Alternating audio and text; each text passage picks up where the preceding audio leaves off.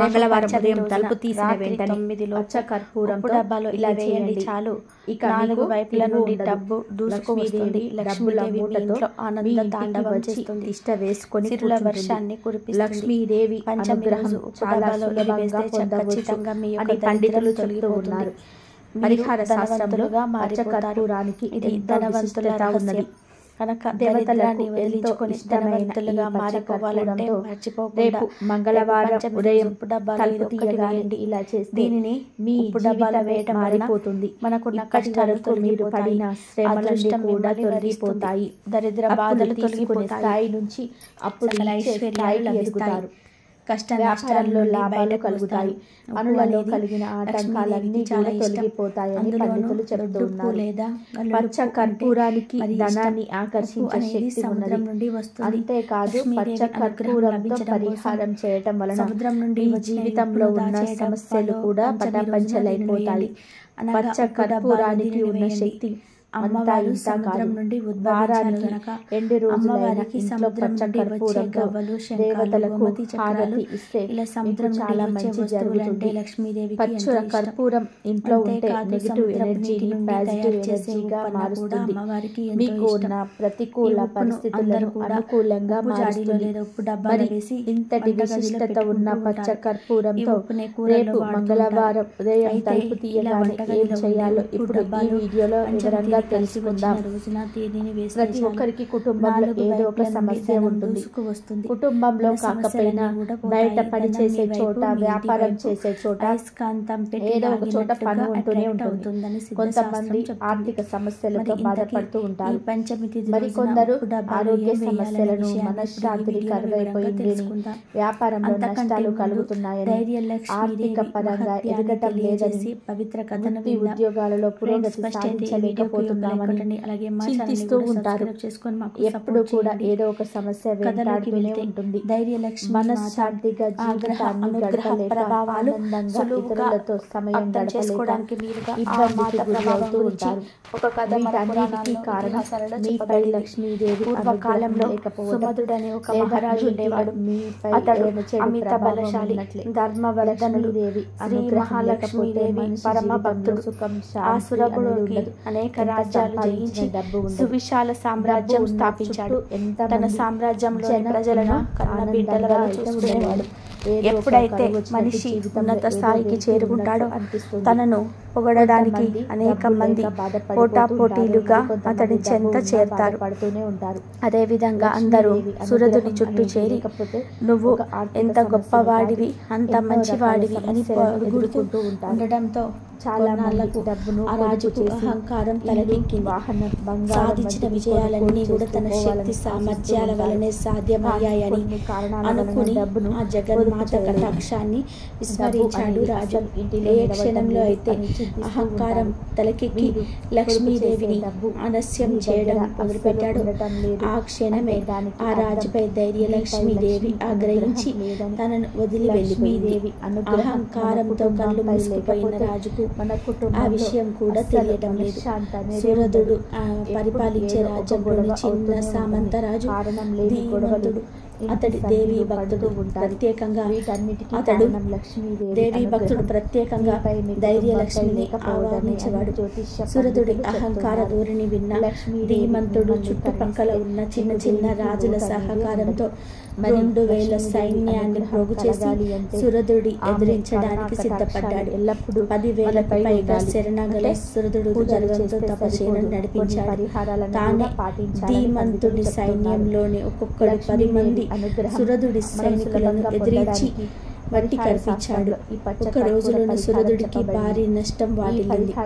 తన సైన్యం ఎలా ఉండిపోవడం చూసిన రాజు ధైర్యం కోల్పోయి మానసికంగా కృంగిపోయాడు. మరి ధైర్యలక్ష్మి అనుగ్రహం లేదు కదా, ఇంకా చాలా సైన్యమే మిగిలింది. జాగ్రత్తగా యత్నం గెలవగలడు. అయినా కానీ ధైర్యం లేని కారణంగా సురధుడు యుద్ధ భూమి నుండి భార్య బిడ్డలతో సహా అడవికి పారిపోయి సుమేధుడనే విషి ఆశ్రమంలో తలదాచుకున్నాడు. బల పరాక్రమశాలి అని తన భర్త ఈ విధంగా ఎందుకు పిరికివాడిలాగా మారిపోయాడో ఆ రాజుగారి భార్యకు అర్థం కాలేదు. ఆమె భర్తను ఎన్నో విధాలుగా అడిగి చూసింది, కానీ రాజు ఈ కారణం చెప్పలేదు. చివరికి ప్రయోజనం లేక సుమేధ రాణి గారు ఋషిని ఆశ్రయించి తన భర్త అధైర్యానికి కారణం ఏమిటి అని అడిగింది.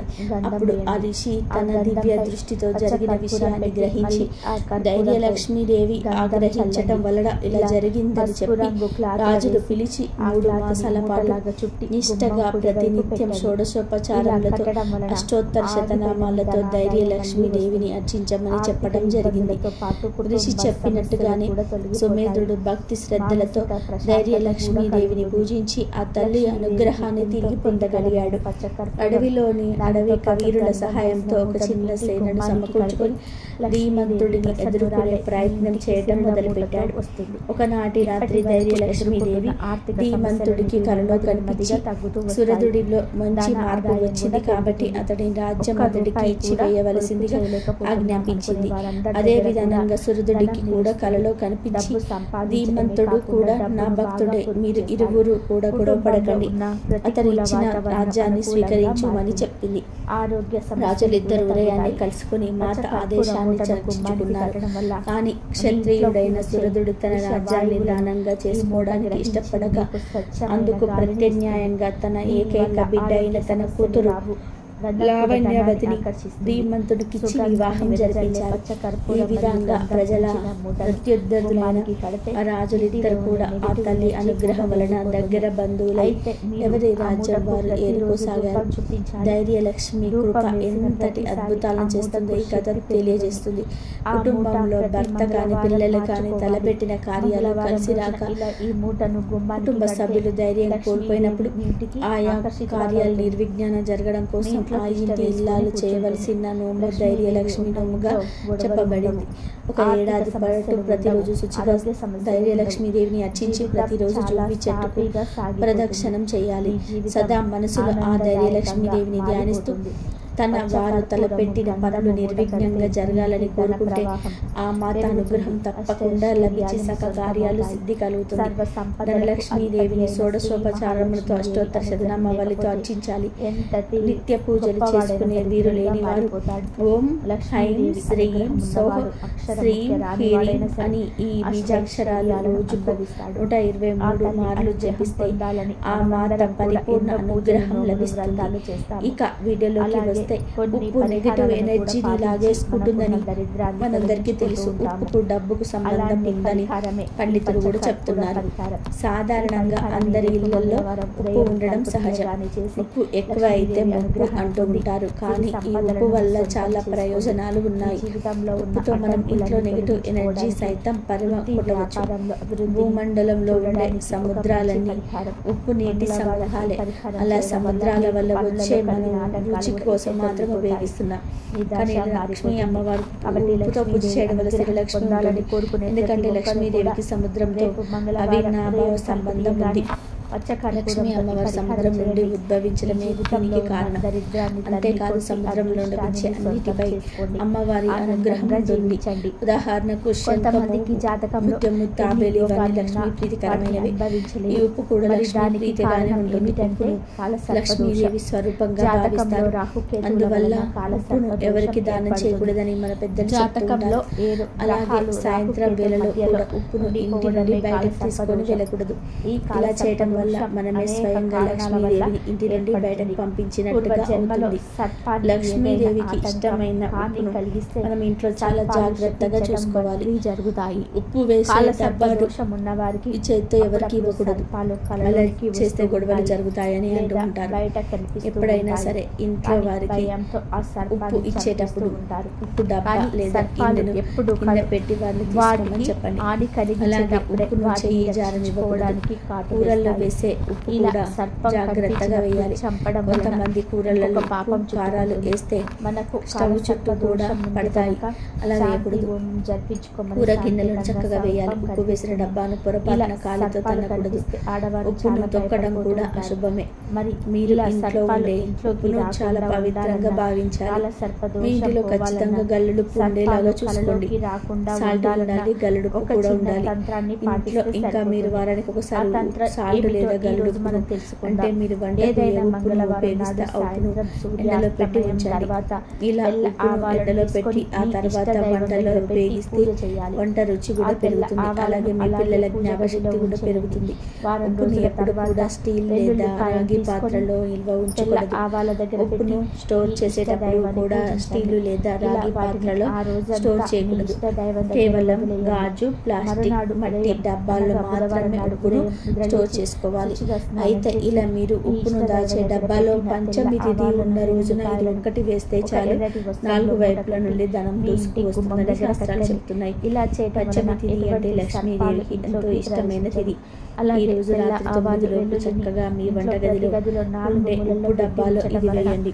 ఇంట్లో ఏమీ లేదు, ముందుగా ఒక వైట్ పేపర్ను తీసుకొని దానిలో 2 ఎండు ఖర్జూరాలను వేయండి. ఎండు ఖర్జూరాలు అంటే లక్ష్మీదేవికి ఎంతో ఇష్టం. ఖర్జూరాలకు దరిద్రాన్ని తొలగించే శక్తులు ఉన్నాయి, ధనాన్ని ఆకర్షించే పవర్స్ ఉన్నాయి కనుక 2 ఎండు ఖర్జూరాలు వేయండి. తర్వాత 3 యాలక్కాయలు తీసుకొని కుడి చేతితో ఈ పేపర్లో వేయండి. యాలకులు కూడా గొప్ప శక్తిని కలిగినవి. యాలకులలో లక్ష్మీదేవి నివాసం ఉంటుంది. యాలకులను పరిహారానికి వాడుతున్నందున ఖచ్చితంగా మీకు ఉండే కష్టాలు పోతాయి. ఇలా 2 ఎండు ఖర్జూరాలు 3 యాలక్కాయలను వేసి చిన్న దాల్చిన చెక్క ముక్కలు కూడా ఈ పేపర్లో వేయండి. తర్వాత వీటన్నిటిని కూడా పొట్లంలాగా కట్టి ఆ పొట్లాన్ని మీరు ఉప్పు డబ్బాలో పెట్టుకోండి. పెట్టే ముందు నమస్కారం చేసుకొని ఆ కష్టాలు సమస్యలు పోయి ధనలాభం కలగాలి, ధనం మమ్మల్ని వెతుక్కుంటూ రావాలి, మేము ధనవంతులుగా మారిపోవాలని సంకల్పం చెప్పుకోండి. ఇక ఈ పరిహారం చేశామన్న విషయం మర్చిపోండి. ఇలా ఈ పరిహారం నెలలో ఒక్కసారి ఏదో ఒక పంచమి తిథి రోజున చేసుకుంటే తిరుగులేని రాజయోగం పడుతుంది. వద్దన్న ధనం మిమ్మల్ని వెతుక్కుంటూ వస్తుంది, కష్టాలన్నీ కూడా పోతాయి. ఇలా ఉప్పు డబ్బాలో పెట్టిన పొట్లాన్ని మాత్రం వారం రోజుల తర్వాత తీసేసి ఏదైనా పిచ్చి చెట్టు మొదట్లో పడేయండి. చిన్న పరిహారం చేసుకుంటే ఖచ్చితమైన ఫలితాలు వస్తాయి, ధన మార్గాలు పెరుగుతాయి, ధన ద్వారాలు తెరుచుకుంటాయి, ధనం మిమ్మల్ని వెతుక్కుంటూ వస్తుంది. కనుక మీరు కూడా పంచమి రోజు డబ్బాలో శుభ ఫలితాలను పొందండి. ఇదండి ఈరోజు వీడియో. ఈ వీడియో కనుక మీకు నచ్చినట్లయితే ప్లీజ్ లైక్ చేయండి, షేర్ చేయండి, సబ్స్క్రైబ్ చేయండి. మరొక మంచి వీడియోతో మళ్ళీ కలుద్దాం. కాబట్టి ఉప్పు డబ్బాలో ఈ విధంగా వేసి పెట్టండి. రేపు శుక్రవారం నాడు ఇలా వేస్తే అమ్మవారి అనుగ్రహం ఎప్పుడు మీ పైన ఉండే 5 ఆరోగ్య ఐశ్వర్యాలతో ఉంటారు.